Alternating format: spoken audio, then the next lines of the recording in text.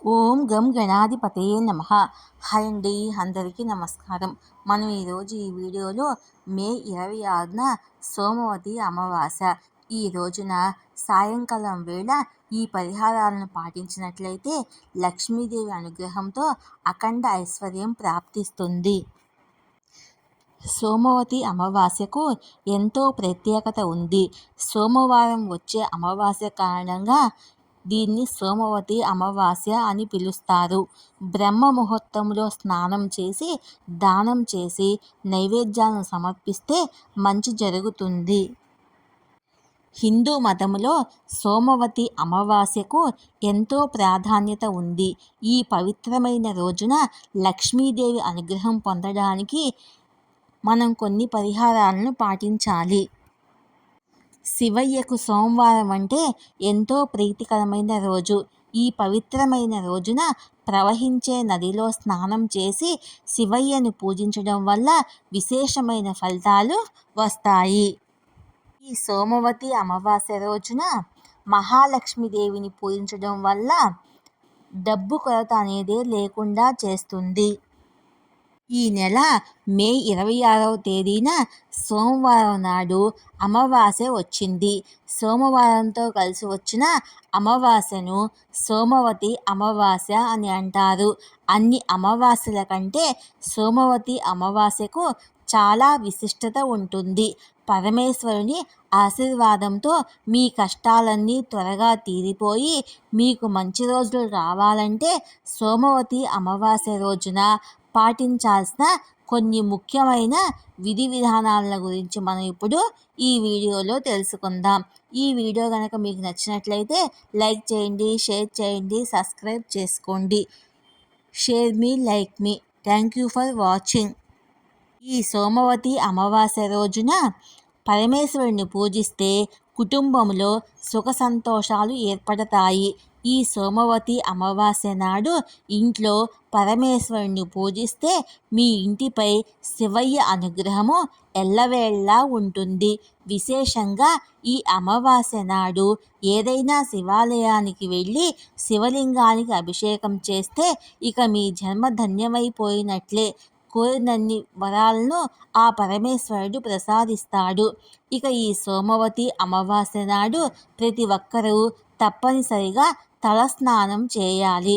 ఎందుకంటే ఈ అమావాస్య రోజునే శని జయంతి ఏర్పడింది కాబట్టి ఈ రోజున తలస్నానం చేయకపోతే కుటుంబానికి శని దోషాలు ఏర్పడతాయి. మరీ ముఖ్యంగా అమావాస్య నాడు ఇల్లంతా ఉప్పు నీటితో శుభ్రం చేసుకోవాలి. ఇల్లు తుడిచే నీటిలో కొంచెం రాళ్ళ ఉప్పును వేసి ఇంటిని శుభ్రం చేసుకోవాలి. ఇంట్లో ఉన్న చెడు శక్తులన్నీ వదిలిపోయి మీ ఇంటికి మంచి రోజులు ప్రారంభం అవుతాయి. అలాగే అమావాస్య నాడు రావి చెట్టుకు 108 ప్రదక్షిణాలు చేస్తే సమస్త శుభాలు చేకూరతాయి. జాతకములో ఉన్న దోషాలన్నీ తొలగిపోతాయి. రావి చెట్టుకు ప్రదక్షిణాలు చేయలేని వారు తులసి మొక్కకు 108 ప్రదక్షిణాలు చేయండి. విశేషంగా ఈ అమావాస్య నాడు తులసి మొక్క దగ్గర ఒక నెయ్యి దీపాన్ని వెలిగించి తులసి మొక్క దగ్గర ఉన్న మట్టిని తీసి బొట్టులాగా పెట్టుకోండి. ఇక లక్ష్మీదేవి ఆశీర్వాదంతో ఈ సంవత్సరం అంతా అద్భుత విజయాలు కలుగుతాయి. అఖండ ధనలాభం సిద్ధిస్తుంది. ప్రత్యేకంగా ఈ అమావాస్య రోజున మీ దగ్గరలో ఉన్న శివాలయాలకు వెళ్ళి ధ్వజస్తంభం చుట్టూ 3 ప్రదక్షిణలు చేయండి. అద్భుతమైన శుభ ఫలితాలు కలుగుతాయి. ఈ సోమవతి అమావాస్య నాడు జిల్లెడు పూలతో శివుణ్ణి పూజిస్తే జన్మల పాపాలన్నీ తొలగిపోతాయి. అలాగే ఆ పరమశివుడికి ఉమ్మెత్త పూలు అన్నా చాలా ఇష్టము. ఈ పూలతో కూడా శివయ్యను పూజించండి. ఈ అమావాస్య రోజున పొరపాటున కూడా తలకు నూనె రాయకూడదు. అమావాస్య రోజున గడ్డం గీసుకోవడం, జుట్టు కత్తిరించుకోవడం, గోళ్ళు కత్తిరించడము అస్సలు చేయవద్దు. అన్నిటికన్నా ముఖ్యంగా ఈ అమావాస్య నాడు ఇంటికి గుమ్మడికాయ కట్టుకుంటే చాలా మంచిది. ఇంటి ముందు గుమ్మడికాయ కట్టడం వల్ల మీ ఇంట్లోకి లక్ష్మీదేవి అడుగు పెడుతుంది. అలాగే అమావాస్య రోజున పొరపాటున కూడా గోధుమలు, బియ్యం, అలాగే చీపురును కొనకూడదు. అమావాస్య నాడు ఈ వస్తువులను కొంటే ఆర్థిక సమస్యలు ఏర్పడతాయి. అమావాస్య నాడు ప్రతి ఒక్కరూ ఉప్పుతో దిష్టి తీసుకోవాలి. ప్రస్తుత రోజుల్లో ప్రతి ఒక్కరికి నరదిష్టి సమస్యలతో ఇబ్బంది పడుతున్నారు. కాబట్టి అమావాస్య రోజున దిష్టి తీసుకుంటే మీపై ఉన్న దృష్టి తొలగిపోయి జాతకములో అదృష్టం కలిసి వస్తుంది. అమావాస్య అంటేనే లక్ష్మీదేవికి ప్రీతికరమైన రోజు. కాబట్టి మీ పూజా గదిలో ఉన్న లక్ష్మీదేవి పటానికి గులాబీ పూలు, మందార పూలను అలంకరించి లక్ష్మీదేవికి నమస్కారం చేసుకుంటే అఖండ కుబేర రాజయోగం కలిసి వస్తుంది. ఈ సంవత్సరము ఐశ్వర్యానికి లోటు లేకుండా ఉంటుంది. అలాగే మీ పూజా గది ముందు కూర్చొని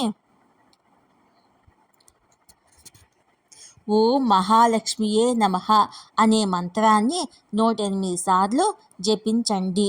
ఈ శక్తివంతమైన లక్ష్మీ మంత్రాన్ని జపిస్తే ఆర్థిక ఇబ్బందుల నుంచి త్వరగా బయటపడవచ్చు. లక్ష్మీ అనుగ్రహంతో విపరీతమైన ధనలాభం కలుగుతుంది. అలాగే ఈరోజు లక్ష్మీ అష్టోత్తరము, శ్రీ సూక్తాన్ని పఠించండి. అమ్మవారి విశేషమైన కరుణతో మీకున్న కష్టాలన్నీ తీరిపోతాయి. నరదృష్టి సమస్యలతో బాధపడేవారు ఈ అమావాస్య నాడు తప్పనిసరిగా ఎడమ కాలికి నల్ల దారం కట్టుకోవడం వల్ల నరదృష్టి దోషాలు తొలగిపోతాయి.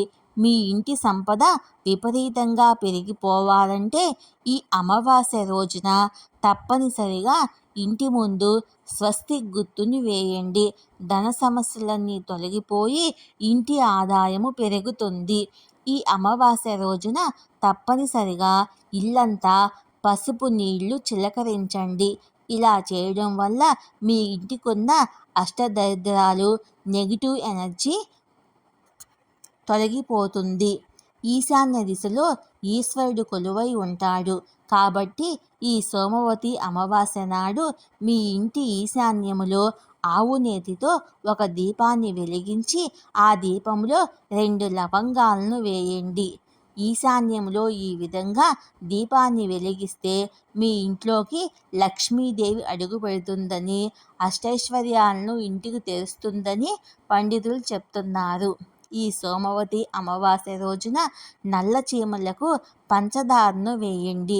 మీ జీవితంలో అన్ని కష్టాలు తొలగిపోతాయి.